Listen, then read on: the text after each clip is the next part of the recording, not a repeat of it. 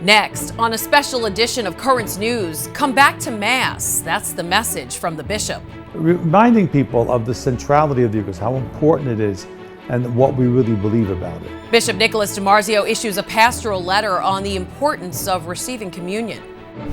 Far Rockaway falling way behind the curve when it comes to vaccinations. Community leaders working to get shots in arms. Don't listen to what you see on the internet. More vandalism against the Diocese of Brooklyn. Are these hate crimes? The NYPD is investigating.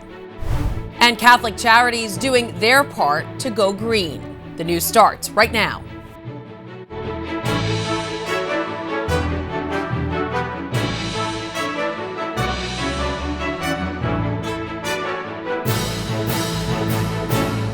Now is, if we ever needed to come to the Eucharist, now is the time. Bishop Nicholas DiMarzio calling on the faithful to return to Mass in the Diocese of Brooklyn. Welcome to this special edition of Currents News. I'm Christine Persichetti. The bishop's new pastoral letter is highlighting the importance of the Eucharist for keeping the faithful centered and with Christ. Now that the Sunday obligation is back, he says the importance of going to Mass is greater than ever. Currents News' Jessica Easthope spoke with the bishop and has more on his message. For many Catholics, it's been more than a year since they've been in church, and more than a year since they received the Eucharist.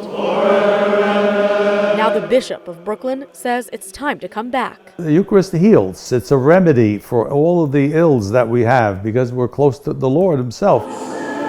The importance of receiving the Eucharist is the subject of a new pastoral letter just issued by Bishop Nicholas DiMarzio. Now that restrictions are being lifted throughout Brooklyn and Queens, he believes it's important to get back into the pews. Reminding people of the centrality of the Eucharist, how important it is, and what we really believe about it.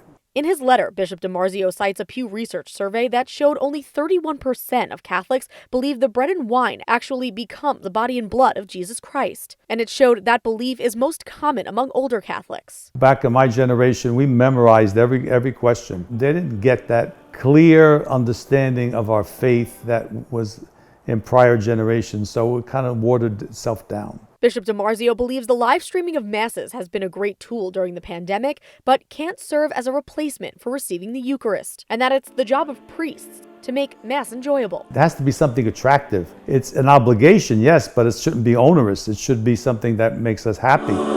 Though many COVID-19 limitations are dwindling, Bishop DiMarzio says the pain of the health crisis is still there, but the Eucharist can help us move past it. The relief can come through the Eucharist. It will help us see that somehow there's good coming out of even this terrible pandemic.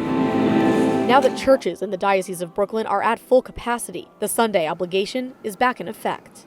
Jessica Easthope, Currents News. You can read the bishop's pastoral letter in its entirety at thetablet.org.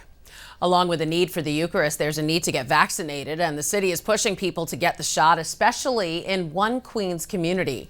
Far Rockaway has one of the highest COVID-19 death rates in the city, but also one of the lowest vaccination rates. Just a quarter of its residents is fully protected against coronavirus. Father David Bertolotti at St. Mary Star of the Sea and St. Gertrude Parish says many of his parishioners are hesitant.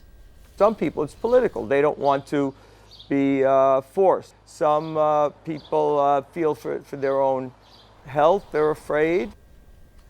The Joseph Adabo Family Health Center, one of the few health care providers in the area, is working to educate residents about the vaccine safety, and the city has set up 7 sites and 2 pop-ups in the community to get people vaccinated. 3 other neighborhoods in the Diocese of Brooklyn are falling behind when it comes to getting shots in arms. According to the City Health Department, in Flatlands, Midwood, and Canarsie, only 34% of residents have received at least 1 shot, while 35% of the community in Bedford-Stuyvesant has received the first dose. World leaders meeting in the UK for the G7 summit are expected to commit to sharing at least 1 billion vaccine shots with struggling countries. It's President Biden's first overseas trip since taking office. After the economic meeting in Britain, the commander-in-chief will go to Brussels for a NATO summit and then meet with the heads of the European Union. The 8-day trip will end with the Geneva summit, where Biden will have a highly anticipated sit-down with Russian President Vladimir Putin. Biden is set to pitch in 500 million doses of the Pfizer vaccine to help address the global vaccine shortage. This comes after calls from Catholic leaders for vaccinations for underdeveloped nations. The international correspondent for the Tablet and Crux, John Lavenberg, spoke with Currents News about a recent declaration sent by bishops to world leaders. They talk about the fact that a lot of countries across the world aren't really out of the woods yet when it comes to the pandemic. A lot of countries still have high numbers, high transmission rates, and they really called on the U.S. and the European countries and the leadership in those countries to get their vaccines and accelerate the process of getting vaccines to these countries. They really called on the leaders in these countries and said that when they work in a productive way, it can really go a long way in helping global solidarity. They mentioned things, labor rights, violence around the world, in addition to the vaccines. They talked about a myriad of issues that they think these countries can be leaders in. The bishop suggested using programs such as the global initiative COVAX to ensure the equitable access of vaccines for all. The U.S. CCB's virtual spring assembly will begin this coming Wednesday, the 16th. They'll debate the issue of denying Holy Communion to pro-choice politicians. The chair of the Doctrine Committee proposed a document to define who is and who isn't allowed to receive communion after President Biden was elected. Approval for the motion requires a 2/3 majority vote and approval from the Holy See. A majority of bishops requested to delay the discussion until everyone can meet in person. The conference ends on the 18th. And we will have full reports of that conference on both Currents News and the Tablet. John Lavenberg will be following along, and we'll have more next week. German Cardinal Reinhard Marx is responding after Pope Francis rejected his letter of resignation over how abuse allegations in the German church were handled. The pontiff told the cardinal the church cannot adopt an ostrich policy in the handling of the abuse crisis and has to take responsibility. Cardinal Marx is the head of the Archdiocese of Munich-Freising and a member of the Council of Cardinals, Pope Francis's personal advisors on church matters. He said in a statement, quote, "I find the Pope's decision to be a great challenge. After that, simply going back to the agenda cannot be the way for me and also not for the Archdiocese. Without doubt, these are times of crisis for the church in Germany." Parishioners at a Queens church are on edge after the building was targeted by vandals. Immaculate Conception Parish in Astoria was tagged in multiple spots on Tuesday afternoon. The church's pastor, Monsignor Fernando Ferrarisi, says this is the first time the church has been vandalized in the 14 years he served there. He doesn't believe the act was intended to be a hate crime, but says parishioners have been greatly affected. Other churches and buildings in the diocese have had to clean up or make repairs after vandals hit. Last month, the head of Baby Jesus was knocked off a statue in front of the offices of the diocese. In Elmhurst, Queens, a statue of Mary was pushed over and broken into pieces at St. Adalbert's. Police have active investigations in all cases, and the Hate Crimes Task Force is involved. If you have any information on who may have damaged the statues or spray painted the church buildings, call Crime Stoppers at 800-577-TIPS. That's 800-577-8477. The Diocese of Brooklyn is going green. Bishop Nicholas DiMarzio joined Catholic Charities to cut the ribbon at the Laudato Si Corporation. It's named after the Pope's writing, and it aims to focus on climate change and environmental sustainability. Jessica Easthope was at that ribbon cutting and has more. On a rooftop in Brooklyn, faith and sustainability are meeting. These solar panels are a pilot for the Laudato Si Corporation, Catholic Charities Brooklyn and Queens' latest initiative, inspired by Pope Francis's 2015 encyclical. Our relationship with the earth, should be comparable to our relationship with God. We should be good stewards, and we should protect, what the earth naturally provides us. This summer, Catholic Charities is putting solar panels on the roofs of 4 of its affordable housing buildings, making low-income families part of the climate change solution. It's an issue for the whole world, of everybody's benefit, of especially the poor people, who seem to get the brunt of every ecological disaster. It is the people who are the poorest really suffer the most. Not only are these solar panels ecological, they're economical. The panels pump more than 250 kilowatts of power back into the grid that Con Edison pays for. We will be using the revenue generated through this to reinvest in those other buildings. Where traditionally you would have to go get a loan and there's costs associated with that. This is to set up a little bit of financial flexibility. Catholic Charities is hoping sustainability in the Diocese of Brooklyn will reach new heights and create waves of change. Creation has been entrusted to humanity, and so we're called to, it's not just given, it's entrusted, so we're supposed to care for it, and that's really what Pope Francis calls it, to care for. And by making these buildings a little more energy efficient, sustainable, we're helping the environment. Solar panels are expected to be installed on 4 of Catholic Charities' 44 buildings used for supportive housing, seniors, and low-income families by early fall. In Prospect Heights, Jessica Easthope, Currents News. A long-awaited statue of Mother Cabrini will be unveiled in the Diocese of Brooklyn on Friday, which is the Feast of the Sacred Heart. The monument, which was commissioned by the diocese, will be at a parish where the nun actually served, Sacred Hearts and St. Stephen Church in Carroll Gardens, Brooklyn. Again, that's Friday, June 11th, after the 7 p.m. Mass. Currents News will have full coverage of the event on Monday. There's a lot more news headed your way, putting their lives at risk to help their country, how a Catholic college is stepping up to help India survive a deadly wave of the coronavirus. Plus, fighting hate through education, why a Catholic school in the Diocese of Brooklyn could be a model for the rest of the country. And a man has spent decades doing research just so he can call his uncle a saint. We'll tell you if it's paid off.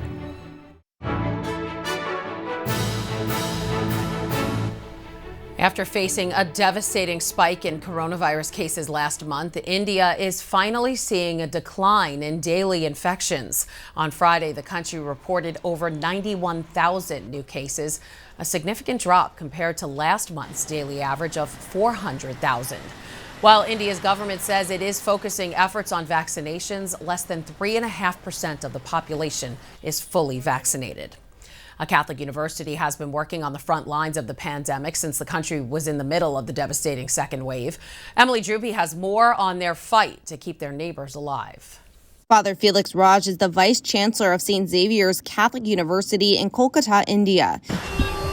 He watched the disease devastate his country, a shortage of vaccines, a shortage of hospital beds, pain and fear taking over. And the second was worse than the first. Every day you hear people dying. Every day you hear people going to the hospitals. So his school took action. We just couldn't sit idle and watch what was happening. We were touched by the sufferings of our people, especially our neighborhood.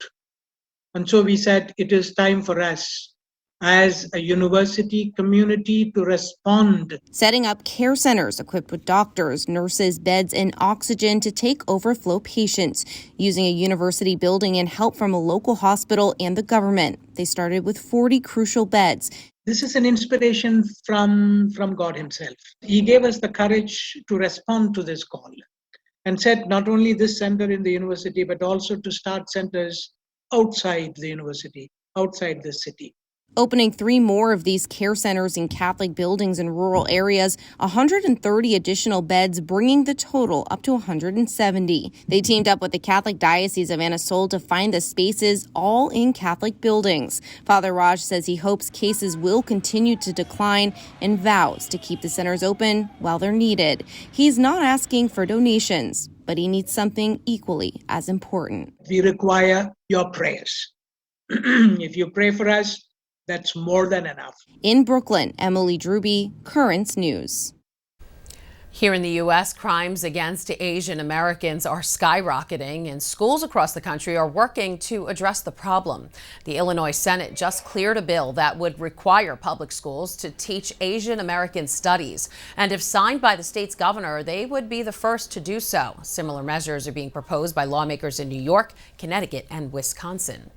Those schools could be adopting programs already in place at one Queens Catholic school. St. Michael's in Flushing is teaching its students Asian languages, history, and culture, all in an effort to stand up to hate and promote tolerance. Jessica Easthope visited the school and got a first-hand look at their program. Seeing the world through Teresa Shue's eyes. At 11 years old, it consists of family, school, church, and friends. But she's not blind to the hate that's directed at people who look like her. With all this craziness going on, some people starts to relate this pandemic towards Asians, creating Asian hate.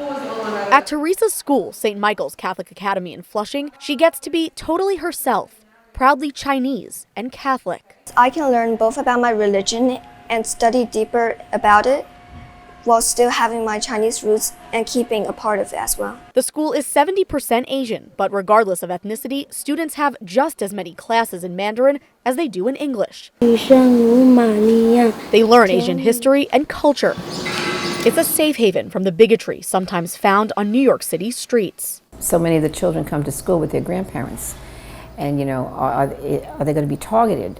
What are they learning? We're teaching peace here. We're teaching acceptance. And what they see outside, it contradicts what we're about. Sister Mary Ruan, the coordinator for Chinese outreach at the school, says she's never experienced religious freedom before coming to the United States. And this recent rash of hate crimes brings her back to the days when she felt she needed to hide who she was. In Fujian, it's very difficult. Currently, very difficult. But when new families enroll at the school, Sister Mary makes them feel at home. I always introduce myself. If they see I speak Chinese, they feel comfortable. At St. Michael's, education is the response. It's hoping to grow a community where Asian culture, language, and values are celebrated, not hated. In Flushing, Jessica Easthope, Currents News. One Brooklyn priest is celebrating after finally earning his stars and stripes, becoming a citizen almost a decade and a half after coming to the States. Current News' Jessica Easthope sat down with Father Anthony Alamnanu and has his incredible story of living the American dream. The part I like so much about the Pledge of Allegiance to the flag is one nation under God. Father Anthony Alamnanu was given this American flag on the day he became a citizen. It's small, but it means the world to him. I'm not going to joke with this. Last month, Father Anthony, the parochial vicar at St. Anselm's Church in Bay Ridge, was sworn in as a United States citizen, an achievement decades in the making. It was a dream come true. I heaved a sigh of relief. When I got the letter inviting me for swearing in, I couldn't hold myself. I was jumping up like a kid. Growing up in Nigeria, Father Anthony was on track to become a priest at an early age. His mission took him around the globe. But 15 years ago, he arrived at St. Anselm's. He spent every summer serving at the church until one day he realized it had become his home. That contact, made a lot of good impression on me. The bonds he built at St. Anselm's helped him along the way. You represented everybody. Greta Rafferty, a parishioner at the church, went with Father Anthony to every interview and appointment. And she was there with him on his big day, supporting him, because she remembers when she became a citizen after coming here from Ireland in the 60s. It was a great pleasure being there, and to be, with him, give him a little bit of support. Because I understand, when you don't have anybody except, the people that you work with. The stars, the 50 states. Father Anthony says living in a country that was built on religious freedom is a privilege. How lucky we are allowed to worship following our conscience. It's his American dream come true. In Bay Ridge, Jessica Easthope, Currents News.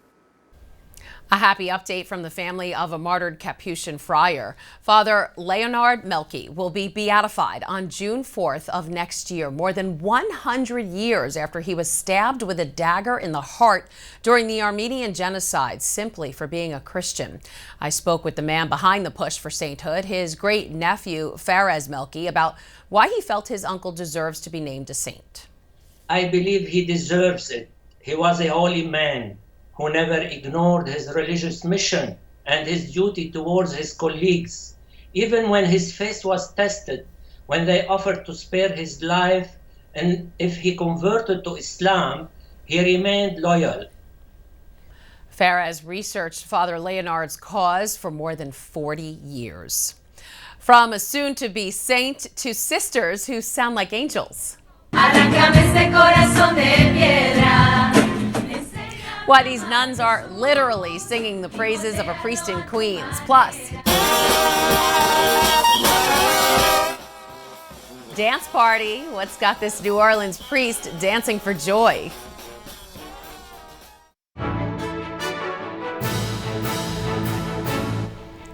Be kind to others. That's apparently the secret to living a long life. At least that's what Father Frank Libida says. He turned 98 years old recently, making him the oldest priest in the Diocese of Brooklyn. Current News' Emily Drewby went to the Immaculate Conception Center in Douglaston for the celebration. Happy birthday to you. Everywhere Father Frank Libida went, he was greeted with birthday wishes. Thank you. A big party for a big day. I'm the happiest guy in the world. Turning 98 years old, making him the oldest priest in the Diocese of Brooklyn. 98 years. That's all. Don't add any more. Many of those years spent as a priest, something he knew he wanted to do at only 14 years old. I was aware that there was a lot of suffering in the world. And I thought to myself, well, if I become a priest, maybe I'll be able to help people with their problems and they'll be at peace. Coming up on 72 years of being ordained, Father Frank has brought his big smile and positive energy to churches across the diocese. Did you make a good wish? Oh, did I? This year, he celebrated at the Immaculate Conception Center in Douglaston. What's the secret to 98 years? Try to always be good and kind and patient and loving with people. He shared a special day with 7 priest ordination anniversaries. Father Robert Chuck has served for 55 years. I was just thinking about all the places I've been. God really writes straight with many crooked lines. It's hard to follow them sometimes, but he's still in charge, and I'm still following. Following God and being there for people, a crucial part of the priesthood for all 3 men, including Father Frank. Help people, be kind, never scold, never yell, be loving. Words to live by and words Father Frank still lives by. In Douglaston, Emily Drewby, Currents News. A group of nuns sung their well wishes to a Queens priest on the anniversary of his ordination.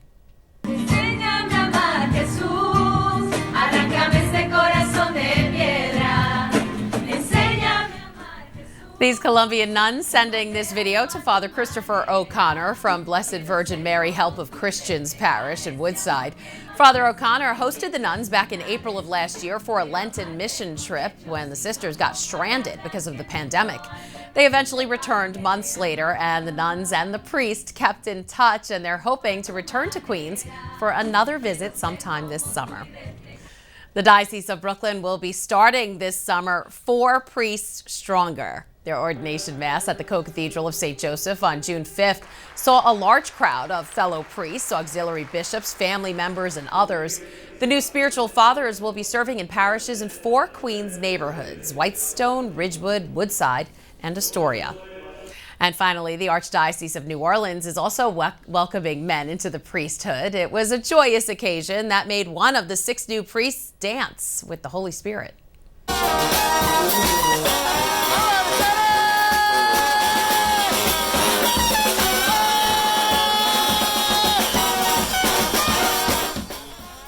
That's Father Johnny Gibson right after his first Mass as a priest at St. Peter Claver Church. Father Gibson will start his first assignment there in July, working with the parish's administrator, Auxiliary Bishop Fernand Shuri.